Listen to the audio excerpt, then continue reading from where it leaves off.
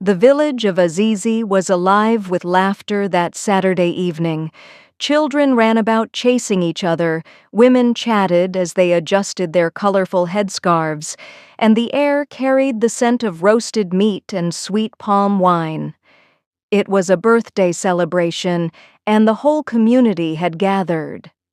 At the center of the stage stood Akaku, a young man with a gifted voice and a talent for rhythm. His fingers danced across the strings of his wooden guitar, sending melodies into the night. The villagers clapped, some danced, others simply listened, swaying to the magic of his music. When the final song ended, the crowd cheered, and Akaku bowed with a smile. He stepped off the stage, wiping sweat from his forehead, ready to rest. But then he saw her. Among the dancers was a young woman whose beauty seemed almost unreal.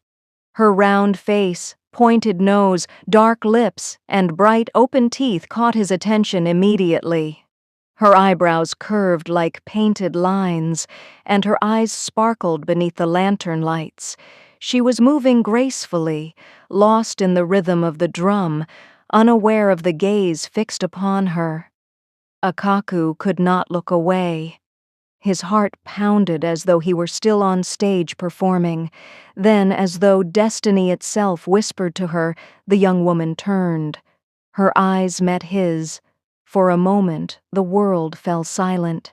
She smiled shyly, and Akaku's lips curved into a smile in return. Without hesitation, he rose to his feet and walked toward her. His steps were firm, his heart bold.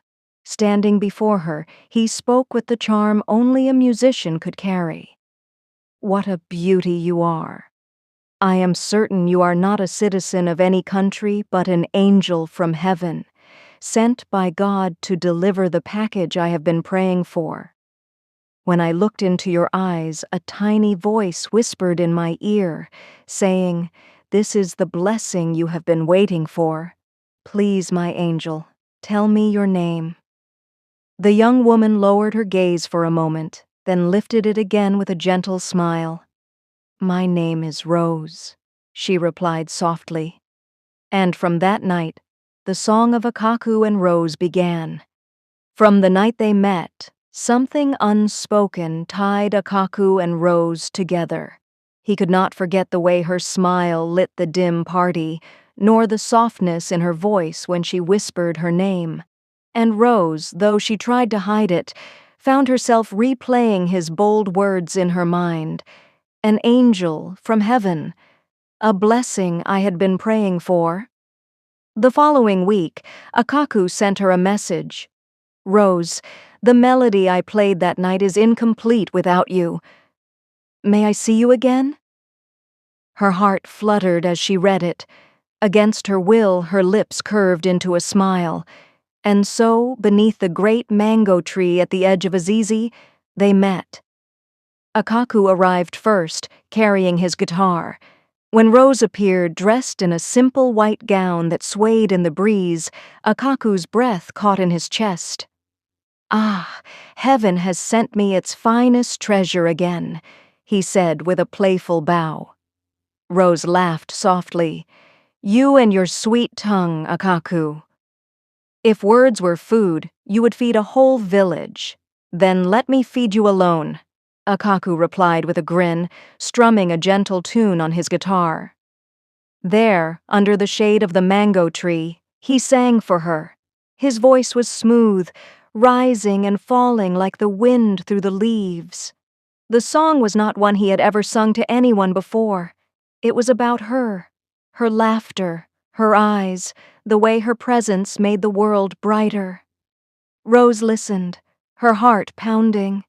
She had never felt so cherished, so seen. By the time the song ended, her cheeks were warm, her eyes glistening with unshed tears. "Why are you crying, my Rose?" Akaku asked gently. "Because," she whispered, "your music feels like it has touched my soul." Akaku reached for her hand. "Then let me never stop playing for you. You are my rhythm, Rose. Without you, I am only noise." Their meetings grew frequent. They walked by the river, tossing pebbles into the water as the sunset painted the sky.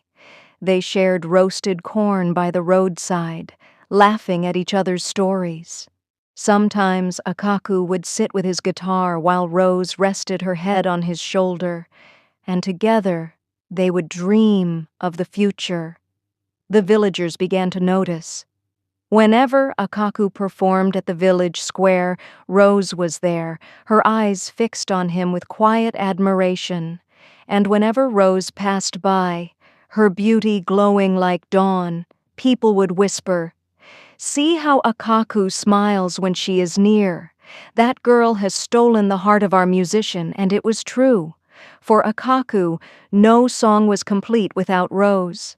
And for Rose, no dream was sweet without Akaku.